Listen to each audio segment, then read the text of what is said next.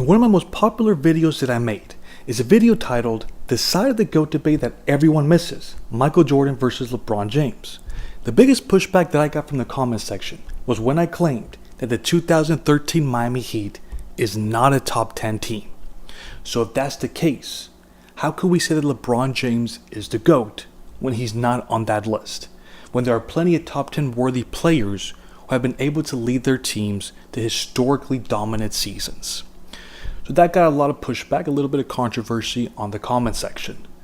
But when we go through the teams that we know that are in the top 10 greatest teams of all time, you'll be able to see all the legendary players who have been able to lead their teams to historically dominant seasons. So let's just go through the list. We know that the 1996 Chicago Bulls are better than the 2013 Miami Heat. And if that's the case, then we have to include the 1997 Chicago Bulls in there as well. We're talking about the team that basically duplicated the 1996 season, which many people claim, a lot of people do, that they're one of the greatest teams, if not the greatest team of all time. 69 wins, they went 15-4 in the playoffs. So if we're going to add the 96 Bulls in there, it's only logical that we include the 97 Bulls. Then we got the 1986 Celtics, the 1987 Lakers, the 1989 Detroit Pistons, the 1983 Sixers, the 2014 Spurs, and the 2001 Lakers. What do these 8 teams all have in common that the 2013 Miami Heat do not have?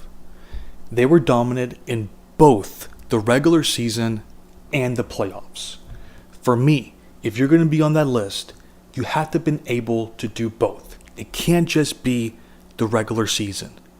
If the playoff legacy is an important factor where we're ranking the greatest players of all time, it has to be the same for the teams. The only exception to that was the 2001 Lakers. As we know, the regular season didn't meet expectations. Once the postseason started, they went 15-1, had arguably the most dominant postseason of all time while defeating incredibly strong teams in the Western Conference. We put so much value to the playoff dominance that a lot of us put them in the top 10. That's how important their dominance in the playoffs is. If you're truly a great team, show me that you're a great team when it really matters. In the playoffs, when you're facing the best competition the NBA has to offer for that season. Not just when you're feasting on subpar teams in the regular season. We've already mentioned 8 teams. There's only 2 slots left to put them in that top 10. So if we're going to put them in the 9th or 10th range, that means that we're ignoring, disregarding the historically great teams of the pre-merger. We're talking about the 1972 Lakers, the team that went 69-13 in the regular season and won 33 straight games. They had Wilt Chamberlain, Jerry West, Gail Goodrich. They went 12-3 in the playoffs. What about the 1971 Milwaukee Bucks? They went 66-16 in the regular season. They had Kareem Abdul-Jabbar, Oscar Robertson, Bob Dandridge. They went 12-2 in the playoffs. If we look at their margin of victory in the regular season and the playoffs, it's in the top 3 for both categories. So we're talking about one of the most dominant seasons of all time. That team has to be in that list. And what about the 1967 Sixers? They went 68-13 in the regular season. You had Wilt Chamberlain in his prime, as well as Hal Greer, Billy Cunningham, and they went 11-4 in the postseason. Again, we're talking about teams that were dominant in the regular season and the playoffs. I believe those 11 teams have to be placed over the 2013 Miami Heat, which automatically puts them out of the top 10. Now let's look at what they accomplished in both the regular season and the playoffs. So they went 66-16. They had that 27-game winning streak. You had LeBron James in his prime, Dwayne Wade, Chris Bosh.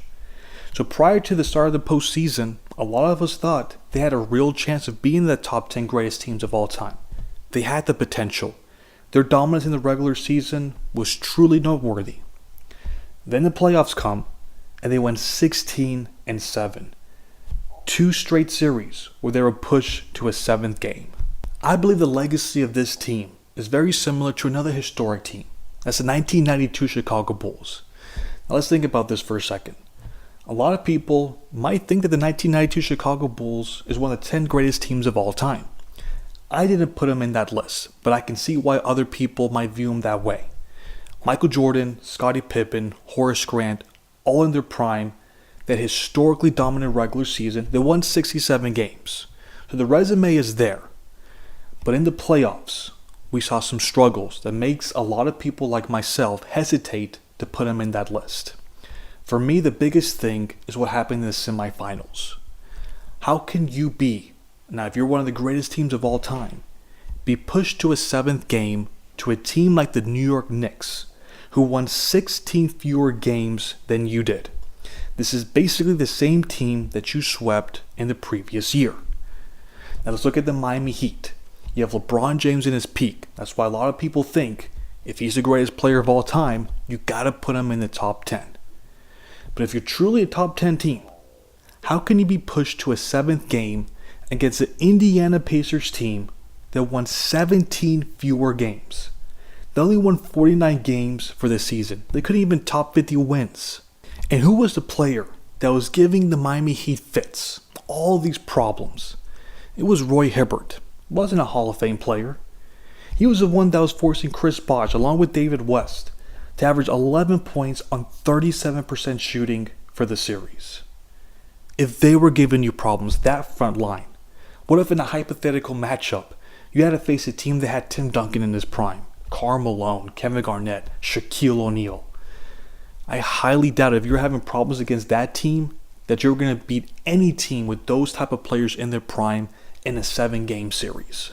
If you're going to put the 2013 Miami Heat in the top 10, then you have to put the 1992 Chicago Bulls in there as well. For someone who thinks Michael Jordan's the GOAT, that's perfect for me. That means he has 3 teams in the top 10. But if we're going to count for their playoff success, if playoff dominance is a big factor for you, that means the 92 Chicago Bulls and the 2013 Miami Heat cannot be in that top 10 list. Now let's talk about what happened in the finals. Am I taking points away for the Miami Heat being pushed to a 7th game to the San Antonio Spurs? Absolutely not. We all know how great of a team they were. We saw what they accomplished in the following season, how dominant that 2014 playoff run was. I think there's no shame in being pushed to the limit to that team. However, it needs to be said how close they were to losing that final series against them. In all honesty, it took a rare bad coaching decision by Greg Popovich for them to even be put in the position to steal that victory.